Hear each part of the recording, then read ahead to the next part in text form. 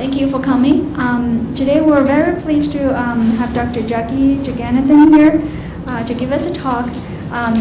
Dr. Jagannathan is the Vice President of the M Model and Adjunct Associate Professor of Lane Department of Computer Science and Electrical Engineering at West Virginia University. He has obtained funding from federal government such as National Library of Medicine and DARPA, as well as other healthcare organizations with a total of $80 million for 6 years. His company, the company he founded in 1996 was acquired by MedQuest in 2003. He has been their Vice President of Research since then. He has a PhD in Electrical and Biomedical Engineering from Vanderbilt University in 1981. So we're very pleased to have Dr. Jagannathan here to talk about his very exciting project and experience. Thank you. Thank you for coming. Looks like there's a lot of different conflicts for people, but let me go ahead and give you a snapshot of what a model does with speech recognition and natural language understanding technology. Before I dive into it, let me give you a brief on who a model is. You are an academic institution. You probably are not aware of different companies which you might be actually be using now or in the future. So we are basically pretty much in the healthcare space. We don't do anything other than healthcare. And we started out as a transcription company, but we are also a technology company. So we provide documentation workflows, advanced cloud-based speech understanding technology, and we do a lot of unstructured clinical data analysis, and we're also in the coding space. So the focus of today's presentation is just one aspect of what our company does, which is how we deal with unstructured clinical documentation. And that's all I'm going to focus on, and you'll get a glimpse as to what we do over there. Just to give you a flavor of what a model is, we happen to be the largest transcription provider. We are in roughly 3,850 hospitals and clinics. WVU happens to be not one of them, but we happen to be in pretty much across the board. And we have lots of transcriptionists. We have also a lot of employees globally. Our employee base is in US, in UK, in India, in Philippines. It's wide flung. And we actually we produce about 60 plus million documents annually. So we have lots of clinical documents. Hence the interest on how can we actually deal with those documents. And 5 billion lines of transcription, but you probably don't care about lines. So as I said, the focus of this presentation is basically on how do you deal with clinical documents and how do you actually work with clinical documents that are basically textual in nature. So fundamentally they are unstructured. And there are various studies which point to roughly 80% of the clinical information that is available in healthcare is in unstructured clinical documents. So the amount of information which is in unstructured narrative is a significant amount, and that is basically ignored for the most part by most people. So how do we actually do this clinical documents? Like I said, we get about 60 million plus clinical documents. We basically get them from multiple sources.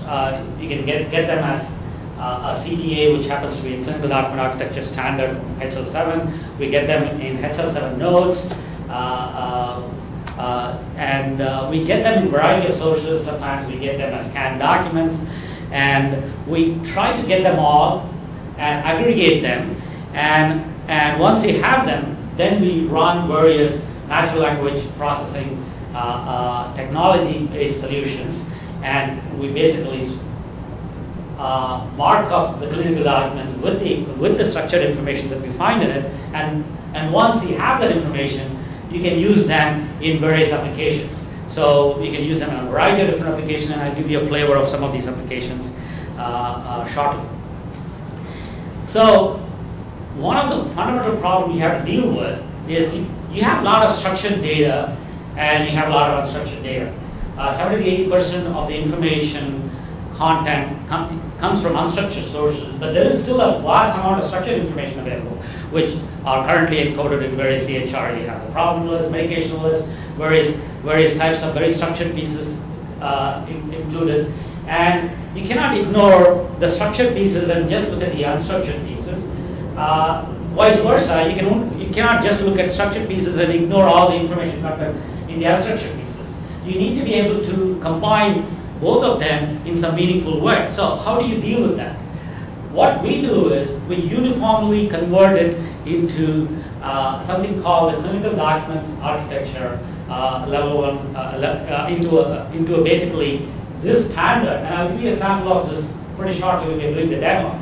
And this is a uniform XML representation of whether we get a HL7 version 2 message with structured pieces, whether we get a lab data feed with the structured pieces, or whether we get an unstructured piece of PDF, or we get an unstructured piece of various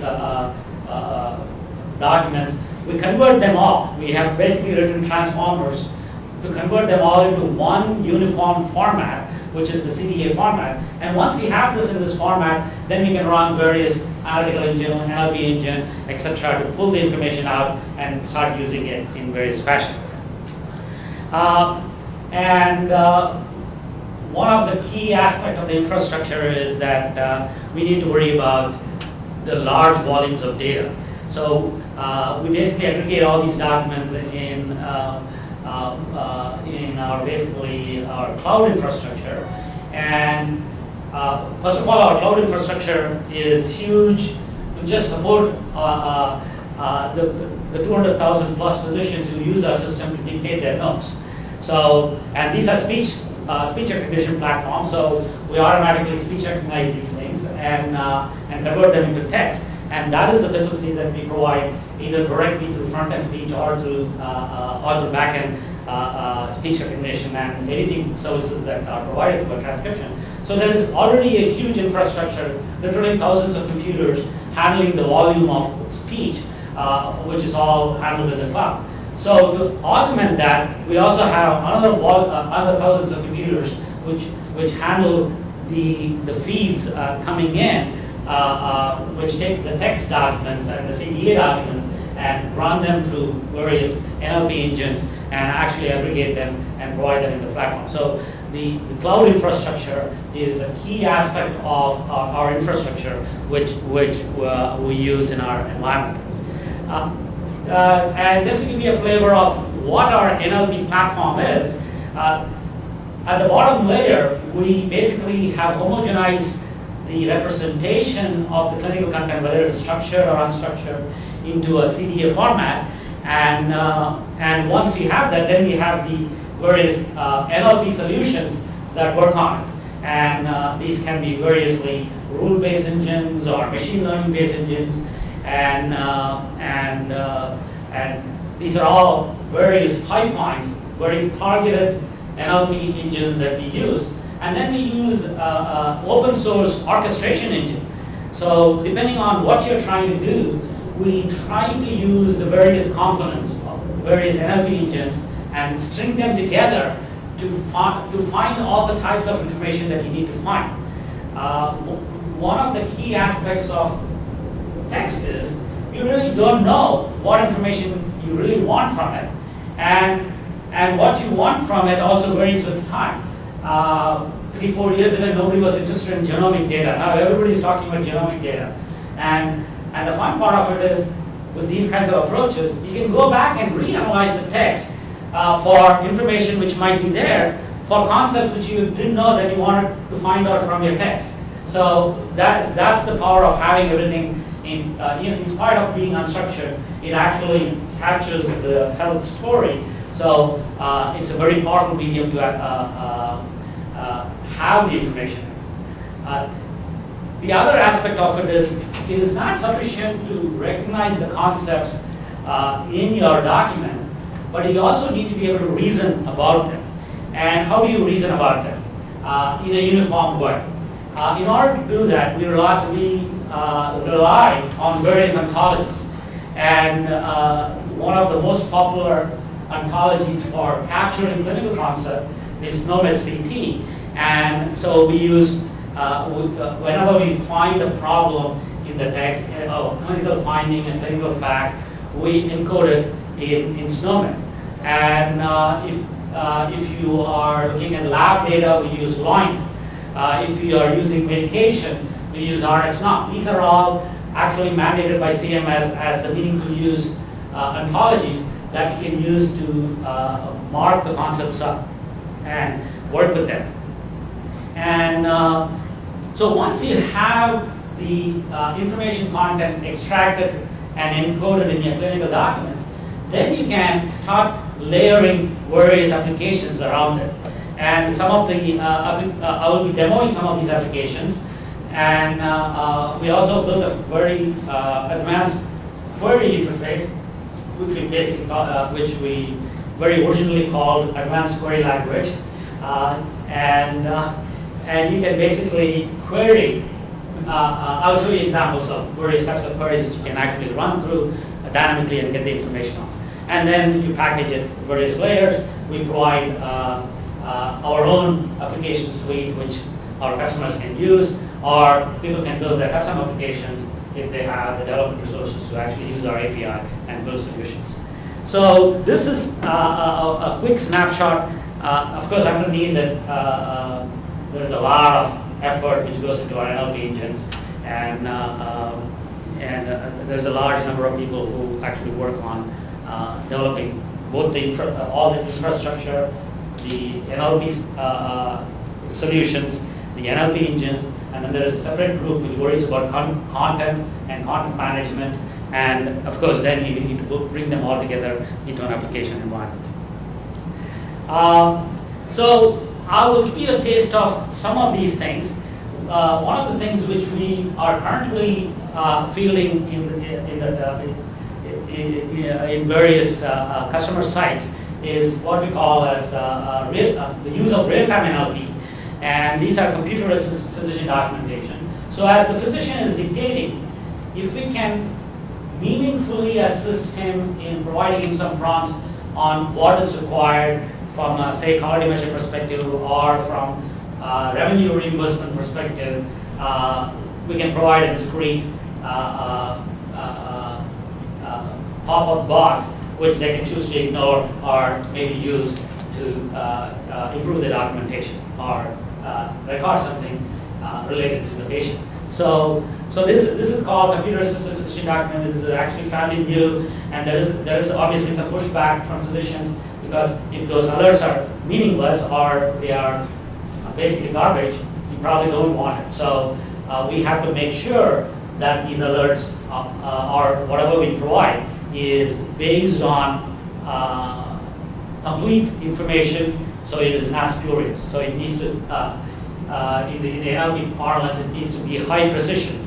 And when it shows up, it better be correct and not annoy the physician.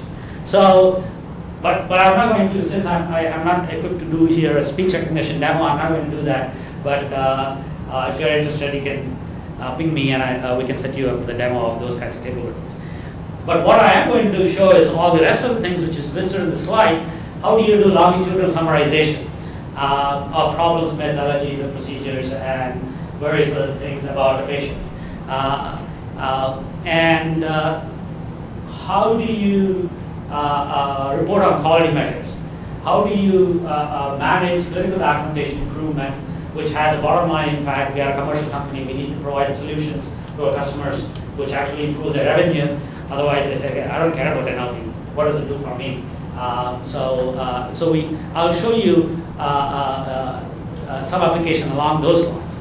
And then there's a vast amount of things you can do on the data analytics front, and I'll just touch upon some of the ways in which we can do that, provided we have the NLP-based solutions. And once you have the NLP markup, you can do a lot of things with which are kind of sort of clinical research oriented.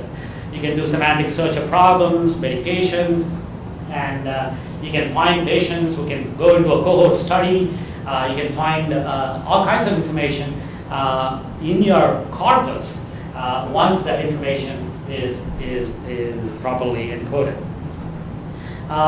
So when I talked about this dynamic feedback, I'm not going to demo this, but this is the kind of thing we're talking about. Of course, in this case, the alert is occupying 3/4 of the screen. It'll be a very discrete, small thing which shows up in the corner in this little pill, and if you click on the pill, it'll expand. When I say pill, this is the pill I'm talking about. It'll show in a different color, and you click on it to see the alert if you want to. So that's real-time feedback as the physician is actually dictating. It'll pull out some of those things, but like I said, it needs to be high precision feedback based on all of the information known about the patient, not just what the physician is dictating at home. Okay, now let's see if I can do a real demo. Well, are they recording this? If things are... Let's keep recording. Keep recording. Oh, okay. But it's going to record only the slideshow, not the...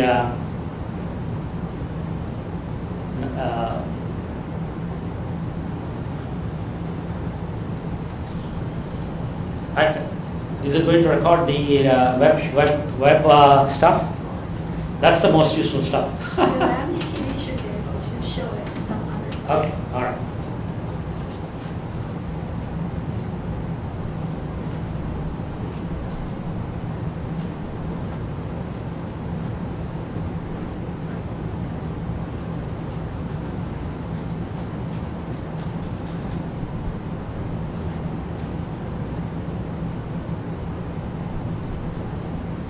So what I'm actually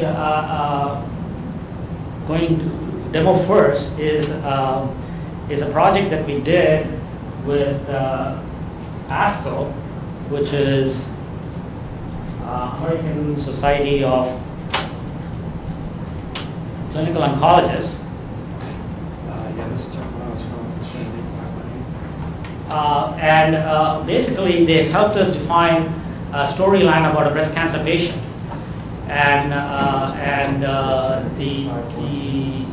It was part of a project at HIMSS called the Health Story Project, and what we did was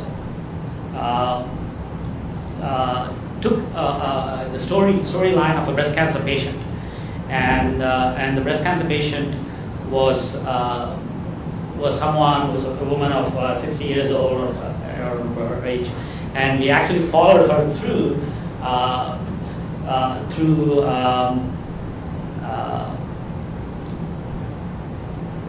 an entire year, right from the time when she goes and sees a physician, and these are not in the proper order.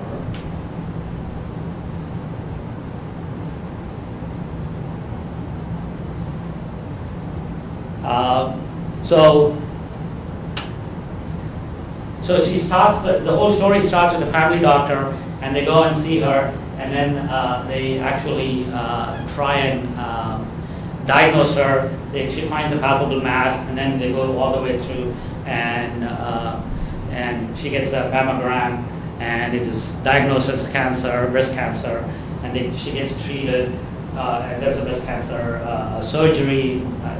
She opts for, they provide a survey to her, and they do a mastectomy, and then they follow up with some chemo treatment, etc. So it follows the complete storyline, and of course, we condense the storyline with 14 documents, and in this case, we are looking at the start of the story where the patient was actually seen by the family doctor.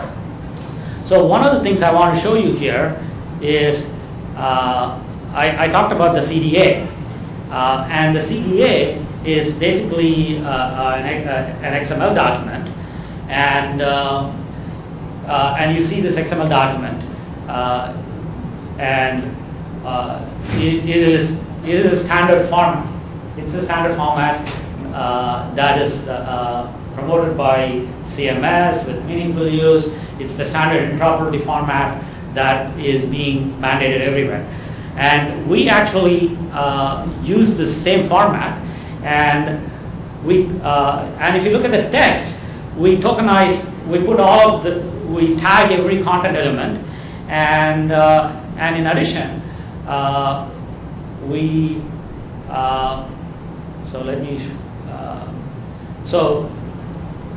so here is a problem representation. So we use something called M-model information model. So there is a problem model. So when we extract the information from the text, we may find the text diabetes mellitus, and we record the fact there is basically a binding as to entry 172 is where diabetes mellitus is mentioned, and we record it with SNOMED code, and the SNOMED code for diabetes mellitus is 732110009. So there's a specific code, and it's certainly diabetes mellitus. So we record various certainty factor. Is it possible? Is it hypothetical? Is it negated? So we actually capture the mood in which, the certainty with which the concept is asserted in the document, and then whether this concept is related to the patient or is it some other family member. So in the family history section you might say father also had diabetes. So that is obviously not about the patient. So we say, okay, is the immortal, what is the subject of this concept? Who do you ascribe this concept to? And then say, okay, the patient is the person who's part of this thing. And so that is all the information. That's the kind of information we record, and you see that we have a lot of information here. Something is a clinical fact. Something is a lab. If it is a lab, we try to mark that up as law in code, and if it is medication, we mark it up as basically RX norm code, and you have all of the information related to it. So this is what I meant when I say we record everything as part of a CDA. So now let's go back here, and I'm going to look at the patient summary. So the idea is, now you have this longitudinal collection of documents about this patient, and who goes all the way from being diagnosed with breast cancer to all the treatment. And so this summarization is very specific to breast cancer, but it basically summarizes different types of information from this complete collection of records, this longitudinal. So you say, okay, what do we know about this patient regarding breast cancer? So there is evidence of breast cancer. There are these biomarkers. There is evidence of HER2 positive carcinoma of breast. So you go and look at it, and you actually see where this information is present and where this information was extracted from. Then you can go and look at other information, estrogen receptor, and you say ER positive.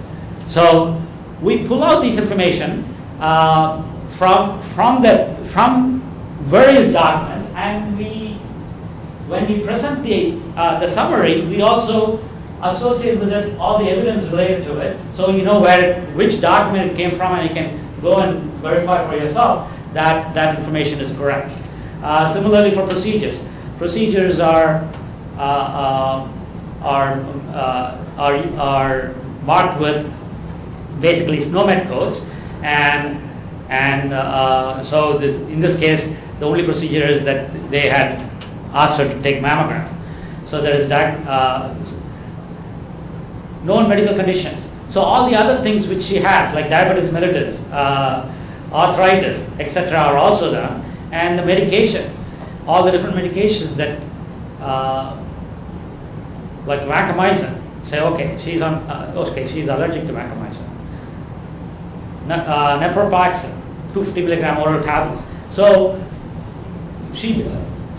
this summarization actually pulls out all the information about this patient, all the meds, all the labs, and it is a longitudinal summarization of information found for this patient. So we can also do things like the ASCO, I think this is one of the breast cancer quality measure board, says what is the percentage of female patients aged 18 years or older with stage 1C through stage 3C cancer, whose ER or PR breast cancer was positive, and where they given this particular medication. So we can go and see whether this patient story that we have captured over the period of year and all the documents which we have assembled together, whether this is satisfied. And the fact that it shows in red basically says this particular measure is not satisfied. So, but at least you can go and see that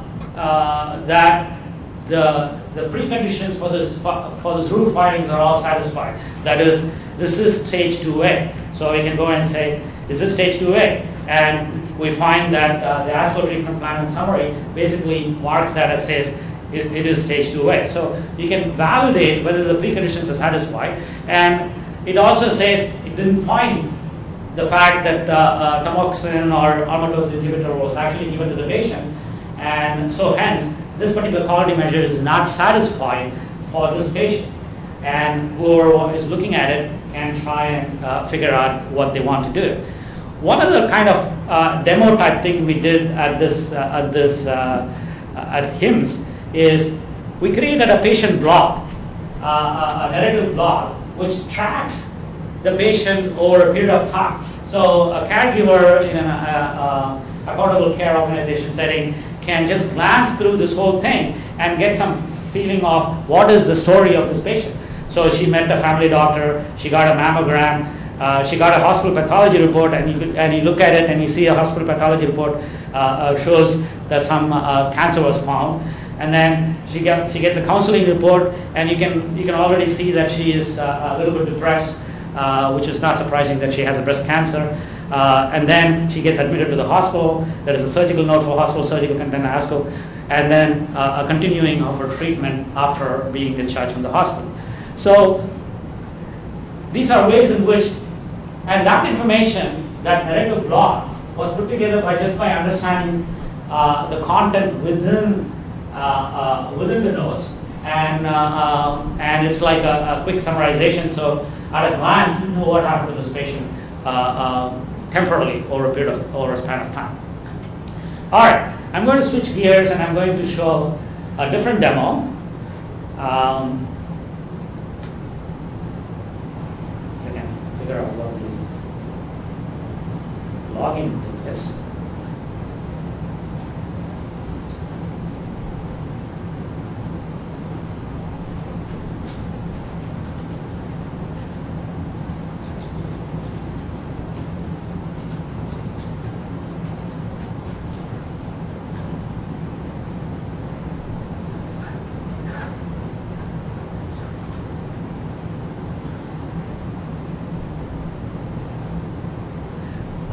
So basically, so what you're seeing is a complete dashboard. I'm going to start with an actual application, and this application probably is not highly motivating to research people, but we are a commercial organization, so we focus on applications which are potentially monetizable by organization, and this is about clinical documentation improvement.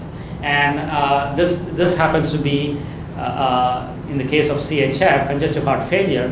And the basic deal when it comes to clinical documentation improvement is if certain information is not present in the documentation, then when they actually code it for billing purposes, you tend to have you get lesser reimbursement. And in the case of congestive heart failure patient who came in for, let's say, pneumonia, and you didn't record all of the and you treated her for pneumonia and was fine, but you recorded the fact this person also had congestive heart failure, but failed to mention that it is actually acute systolic congestive heart failure, the difference in reimbursement might be as much as $2,000 for that one encounter. And so obviously that's not a very desirable thing from a hospital administrative standpoint, but the physician would probably say, we treated her for pneumonia and we stabilized her heart failure. It's really not about patient care. But fact of the matter remains that CMS demands that you record all of the details about the patient condition so that they know that the acuity of the patient is much more than requiring a reimbursement at a higher level. So it's all about capturing the acuity of the patient and hence the thing. So in this case, I'm looking at a case where you can actually see the rule, which is explicitly mentioned. Acute heart failure should be explicitly mentioned for patient with evidence of acuity in the congestive heart failure. So if you go and look at it, you will see doesn't show any of the evidence. So explicit mention of acute is there. Evidence of acuity, he's on this Lasix medication. He's a systolic congestive heart failure. The ejection fraction is less than 40. So it finds all this information and presents that information. And so basically, this kind of application is completely based on what the natural language understanding system is finding about the patient, namely the ejection fraction and namely the various acuity information. And it's presenting this to not necessarily a physician, but a nurse or somebody else who is on the floor who is trying to make sure that the documentation is correct. And if the documentation is not fully specified, they will send a note to the physician, querying the physician, hey, can you please explain this information? And it goes both ways. You can't say this person has acute congestive systolic heart failure if there is no evidence in the documentation to sustain that acuity level of documentation. So there needs to be other documentation which supports that. So for instance, and that is called as RAC audit, and people in the administrative side know these are recovery audit contractors who actually will come down hard on hospitals if there are not supporting documentation for a higher level of acuity billing. So this particular thing says you're fine. There is evidence. The orange marker basically said, okay, there is documentation that which supports the documentation that is present. That is, you don't have to worry about it. From an RAC audit perspective, this documentation satisfies it. And if it did satisfy, I can generate a query to the physician documenting all the information which is found in various documents, right? It's not in one document. The information comes from labs, it comes from various other places, and it combines them all and creates a query which you can then present to the physician and work on. So now take a look at the rules. These rules are engineered to identify clinical documentation deficiencies, but these can be used for other things as well. It can be used for monitoring quality measures, and fundamentally they rely on evidence found in the documentation for a patient over a period of time. And if you're looking at quality measures, they also rely on a patient having a certain particular problem and having been given a certain medication at the appropriate time, etc. Right? So if a person with AMI comes in, you want to make sure that you give him aspirin within the first 24 hours. So we can go and look at the documentation and say, okay, there is evidence of aspirin being prescribed, there is evidence of acute myocardial infarction, and hence you can say this quality measure is satisfied. On the same token, if it is not satisfied, you can raise a flag and say it is not satisfied. So the application here might be a clinical documentation improvement application, but the framework is identical for quality measures as well. As a commercial company, we focus on things which provide immediate ROIs for hospitals. So that's why we focus on this. But nonetheless, the framework is engineered to support quality of care. And not that quality of care is second in hospitals or anything like that. It's just that they already have lots of manual process in place. And so we focus on things which are immediately of use to hospital administrators. So now let me do something a little more fun. I'm going to do some general searches. So first I'm going to do a text search. So this is like a Google-like search. And all I'm doing is I'm searching for any clinical document which has stroke mentioned. Okay? And this particular thing, it found a bunch of documents which has stroke. And this is textual search, right? You can do this in a lot of different environments. You can just search for stroke. But that's not what I want, right? I'm not searching for a person with the word text stroke in it. I want the stroke concept. So instead, if I switch the search to a concept search, and I say I want to search stroke, it automatically brings me the concept of stroke. And notice it translated stroke to cerebrovascular accident, or CVA. And now, let me get rid of this one. So now I'm not searching on the word stroke, I'm searching the concept cerebrovascular accident, and it finds stroke, it finds various types of work, but it also finds cerebrovascular accident. It will also find things with CVA in it. So it's a conceptual search, and that's what it is. Now I can do a different kind of a search. Let me get rid of this search and do one on CHF. So now I'm searching on the concept of congestive heart failure, and notice it also found chronic congestive heart failure. It'll find things with CHF. It'll find systolic congestive heart failure. It'll find everything. And what it's doing is it's looking at the SNOMED hierarchy for CHF, and it finds all of the concepts underneath it. So in one sweep, I can search the complete concept of any patient who was a heart failure patient, irrespective of the type of heart failure you're interested in. Of course, I can instead of searching for all the people who generally have heart failure, I can drill down and search for only the people with systolic heart failure, right? So I just refine the query and I can do the same thing. So now, let's say I add diabetes to this mix. So now I'm searching for people who are both congestive heart failure patient who also happen to be diabetic, right? So it's an ANDing, and I can do an OR. If I click on the plus sign here, I can add an OR statement, and I can do that.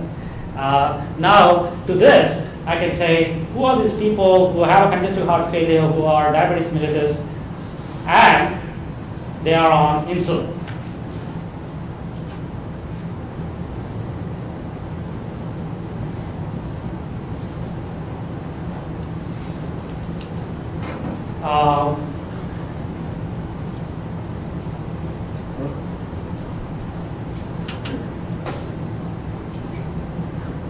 So now this is also a conceptual search, but it's finding people with congestive heart failure and diabetes mellitus who are on any type of insulin.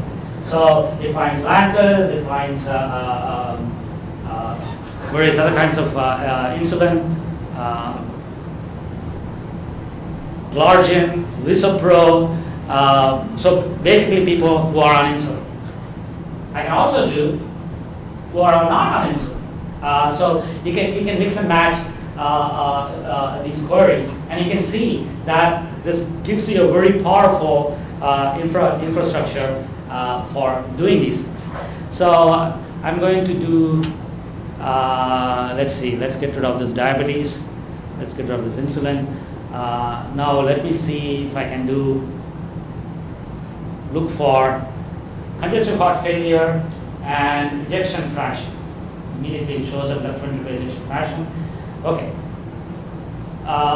So it returns results of patients who are heart failure patient and the ejection fraction.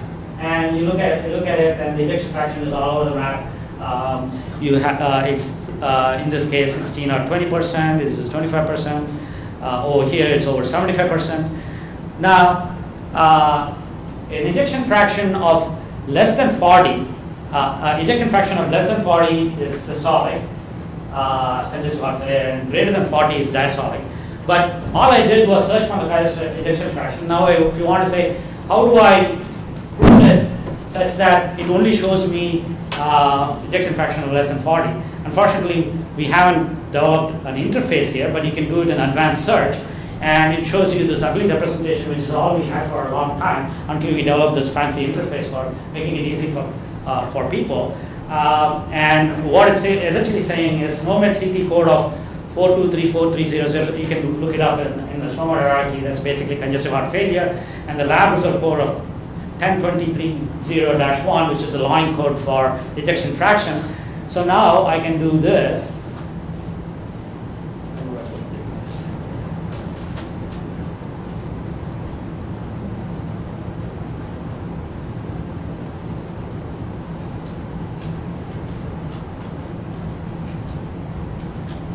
Now I'm basically saying, give me people with congestive heart failure whose ejection fraction is less than 40. So that basically it's a little bit slow, but that's basically identifying all those people with acute systolic congestive heart failure. So that's basically what we are doing here.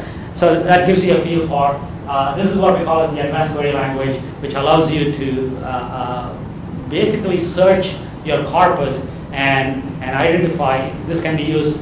We looked at where it looks at this information across a counter, or you can look at individual documents, and you can use this to find your clinical research subjects for various cohorts. You can basically say, okay, give me patients who satisfy this, and this, and you can screen through the entire population base and identify those people. Yes, sir. So, in the CTSI here, we now have access to, and maybe even use the word control of,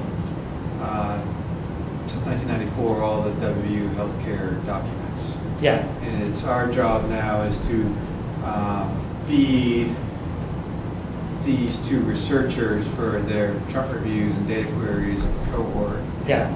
kind of identification and stuff. But our legal agreements with the hospital fairly, Restrictive. important, but restrictive. Yeah. And so, is your stuff, M-modal stuff, can we house our documents? By the way, this is very impressive. Yeah. And then use your front-end interface to do all this query? Is it mobile yet, or portable, or we can have the cloud? You kind of We can certainly do that. We can certainly do that. Ours is a cloud infrastructure. We basically you can first identify the set of encounters which are meaningful, and then export the ones which they want, and during the export process de-identify it, or you can create a de-identified corpus. We use internally a de-identification corpus, but we don't sell that. We are afraid of anything related to Right, yeah. Anything related to PHI. and Chuck, we try to do this with even our own de-identification effort before, and people are very skirmish about it. But we can identify the population of patient if with the proper legal agreement. You work with the PHI data, and once you identify, and while you're exporting it, you're talking about a smaller set of documents, and maybe they even can be scrubbed and manually verified in some level, so people are more confident about it. Yes. Yes. I have a question. So Yeah. in order to use this query interface, do you need to upload the chart review, like a text document? How do you store the text documents? Behind this interface is obviously a collection of documents, and this is not a big corpus. Currently, it has about 2,000 documents, and we have some sites with tens of millions of documents, right? So it can be large, but we can only produce information from what documents you give us. This can be structured document, unstructured documents, lab data, EHR feeds. It can be any data, right? But we need these documents. There is no magic here. We import those documents. Okay, so we have to. You have to feed those documents to us. Mechanism to store the documents and send it to you, and then you process them. Yes, yes. So it's not like it could be plugging with the hospital system. No, unfortunately not, because the NLP engine runs on those documents, and we convert them all into the standard uniform CDA format, and basically it's a NoSQL database, right? It is we don't rely on a SQL database. It is it's a text database, and it indexes a lot of information. It's an XML database, so we are querying an XML database. I showed you the information content that we extract. I think if this one is still there, we can probably. So this is the kind of information we add to the CDA. How is this file generated? This is generated by the NLP. So it takes the CDA document and it generates a file like this, which marks up every concept in the system. By NLP. By the NLP. So what is the back-end engine for that? You're using some medical oncology database? So we use a lot of medical oncology database. We have a SNOMED ontology, we have an RxNom ontology, we have a LOINC ontology. We manage all this ontology with an Apollon toolkit, Apollon environment, which is continuously updated with whatever new releases come. But that's just the ontology, right? You need to recognize these ontology concepts in your clinical text. And that is done by the NLP engine. And one thing I probably forgot to show you is all the different NLP engines that we have that runs on these things.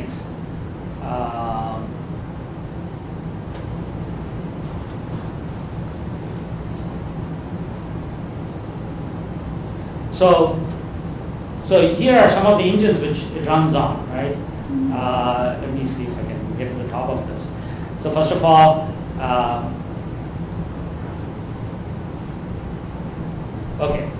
these are all called annotation tasks. So there's a pre-processing engine, there is something which does the stemming, there is something which looks at the all the certainty, which is the assertion, is it negative concept or not negative concept, something which worries about temporality, is it talking about the present, the future, or the past, something which talks about the subject, is it the patient, is it the family member, is it the father, is it the mother, something which talks about the equity of the concept, family history,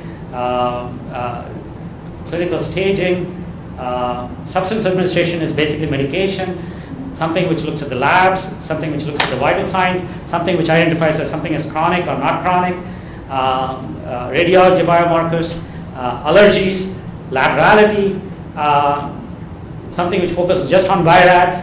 So there is a lot of different very special purpose engine which are then orchestrated to produce that big thing, which and there are millions of these documents are stored, and then we go across it and pull the information together and start doing the reasoning. Okay, first the concepts have to be identified, and of course if you suddenly say, okay, I want to know about, I'm doing a cohort study and I'm very keen on any genomic information which is mentioned in the document. Of course, we don't have an NLP engine for it, okay? But tomorrow we can write one and add it to the rest of the stuff, and then you can have your cohort study people with this strange biomarker which is indicative of breast cancer or whatever, and then you can follow them through for your study. But that's the power of having the information in text. And imagine trying to build a structured repository for these things. it'll have millions of concepts, and it'll drive any physician batty to try to pull those information and create these things ahead of time without knowing what use it's going to be or who's going to be using it. And I just want to do it because it's there. That's the reason why we focus so much on speech and natural language and clinical text to provide these kinds of things. How much time do I have? There are a few more things, but I'm happy to answer additional questions. Here's a fun thing. We can do some things as trivial as this. Who are all the male patients who have had hysterectomy? A female person who has prostate cancer. So we can do something like this. And also something, we tend to do a lot of stuff which is financially motivated. And it turns out that if a patient was, they did an excisional debridement and they actually cut off some things of their bedsore, if they don't mention the word excisional, it can impact the revenue by thousands of dollars. So we actually wrote an engine which will actually tell you that based on the information content that was in the note, that they actually used a 15-inch scalpel blade, they debrided, there was an ulcer, and there was a debridement done, and to say since it was a knife which was used, and sometimes we also have to say how deep that incision was, and then we present this and say, is this excisional debridement? And all they have to add is one word, excisional, boom, the revenue goes up by $1,000. So it's kind of dumb, but it is what it is. And of course, the ICD-10 has been postponed to till 2015 at least. But they talk about a lot of different nuances of recognizing a particular, specifying a particular concept. And pathological fracture is a very interesting use case. In ICD-9, there are basically 22 concepts which relate to pathologic fracture. And in ICD-10, that happened to be 940. So imagine the explosion. And then you go and try to look at it and say, what the hell happened? In reality, what happened was they split the pathologic fracture into dimensions. The first dimension is the causality dimension, which is it caused by osteoporosis, or is it caused by cancer, or something else? And then they decided on, we need to locate the physical locate, what type of fracture is it, and what is the body location, etc. And and they had like 5 dimensions. And once you multiply all these dimensions, you get your 940 different things. So here we basically try to say, you just say, and if you don't say pathologic fracture, that's even worse, right? Which basically means that you're not capturing the acuity of the patient. So in this case, we basically say, hey, this person has a compression fracture, it's an osteoporosis, is this pathologic fracture? But even once you identify something as pathologic fracture, you have to specify a lot of different aspects of it. Yes? So I think everyone in here knows I'm an outlier in this group because I'm a basic scientist, so I don't understand many of these things. Okay. However, my naive question would be, the mismatch application that you mentioned looks very intriguing to me based on a discussion this morning about validating our data that are already in the system here that investigators are attempting to use. It's right. here, male hysterectomy is so let me repeat the question. How do you, is that a process by which you can validate the concepts that you are presenting? And in fact, that is one of the applications. I'm not prepared to demo it right now, but that's exactly the type of application we are developing for a customer of ours, where they want to pull out various concepts and validate that information is correct. And so we basically create training sets, and you can and test sets, and you can actually somebody can walk through each one of these cases and give a thumbs up or thumbs down. Okay, this is the right concept. It's not the right concept, and you can basically can have a validation workflow around it. Some of the use cases in which we actually tried this is one interesting example is AAA. AAA, if you have a radiology report, and the radiology report is, let's say, primarily focused on fracture or some other unrelated thing, but the radiologist also knows there is a AAA in this person, and he just mentions it in passing. And then that finding gets completely dropped. Nobody does a follow-up on that, and nothing happens, right? And we actually did a study where we can actually pull that information out and cross-correlate it with, was anything done as a follow-up for the condition, right? And we actually found some use cases, and a physician said, aha, we should really follow up with this patient. Who knows what happened to this AAA? So maybe it's, we want to catch it before it bursts or whatever. And but anyway, the first aspect of it is to validate whether it found the right concept. And that's where the validation workflow comes in. And there is a similar kind of thing here. This is also radiology. I don't have the AAA here. In this case, there is a critical finding of pneumothorax. And anytime there's a critical finding in radiology, which is the same thing as this AAA type thing, I would think, you're supposed to tell someone, hey, I found this. Do something about it.